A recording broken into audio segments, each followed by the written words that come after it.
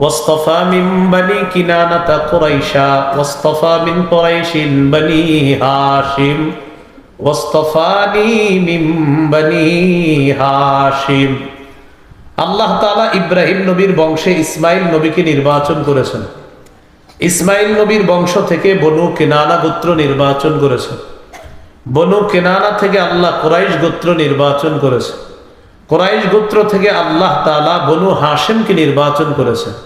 আমাদের নবী বলেন, আমাকে আল্লাহ তাআলা বনু হাশিম গোত্র থেকে নির্বাচন করেছেন। আমি আপনাদের সামনে সূরাতুল আম্বিয়ার 107 নম্বর আয়াতে কারিমা তেলাওয়াত করলাম।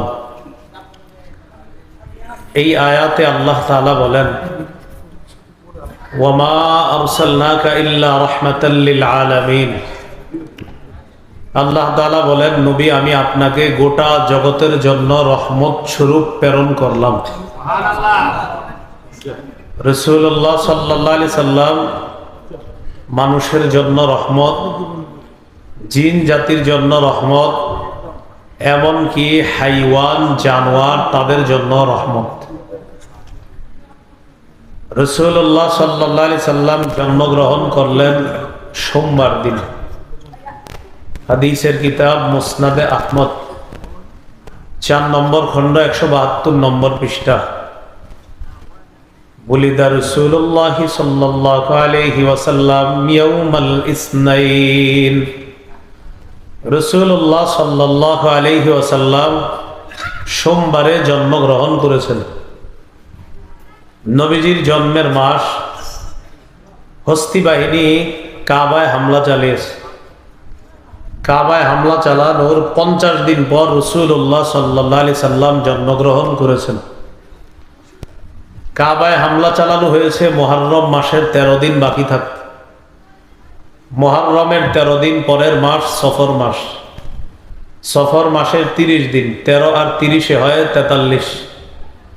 সফর মাসের পরের মাস রবিউল আউয়াল মাস।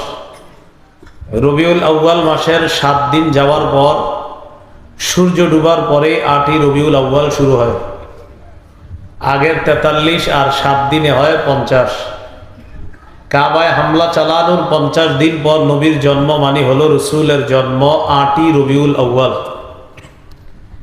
গাণিতিক হিসাবে নবীজির জন্ম 9ই রবিউল আউয়াল। 8 অথবা 9 রবিউল আউয়াল নবীজির জন্ম, এই কথাটি নির্ভরযোগ্য এবং বিশুদ্ধ। 12ই রবিউল আউয়াল নবীজির জন্ম, এই কথাটি প্রসিদ্ধ। 8, 9 এটা হলো বিশুদ্ধ। 12ই রবিউল আউয়াল এটা হলো প্রসিদ্ধ। কোরআনের আয়াত সংখ্যা 6666টি, এই কথাটি প্রসিদ্ধ। 6236টি আয়াত, এটা হলো বিশুদ্ধ।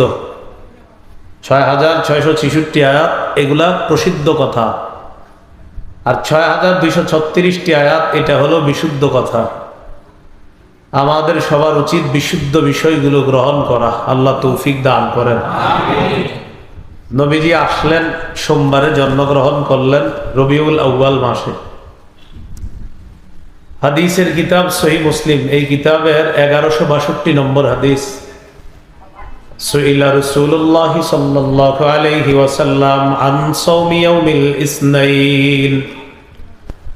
রাসূলুল্লাহ সাল্লাল্লাহু আলাইহি ওয়াসাল্লামকে সোমবার দিন জন্মগ্রহণ করেছেন নবীজি। এই সোমবার রোজা রাখার ব্যাপারে জিজ্ঞাসা করেছেন, হুজুর আপনি সোমবারে রোজা রাখেন কেন? فقال رسول الله صلى الله عليه وسلم يوم ولدت فيه। সোমবারে আমি জন্মগ্রহণ করেছি, এজন্য শুকরিয়া আদায় করার জন্য আমি সোমবারে রোজা রাখি।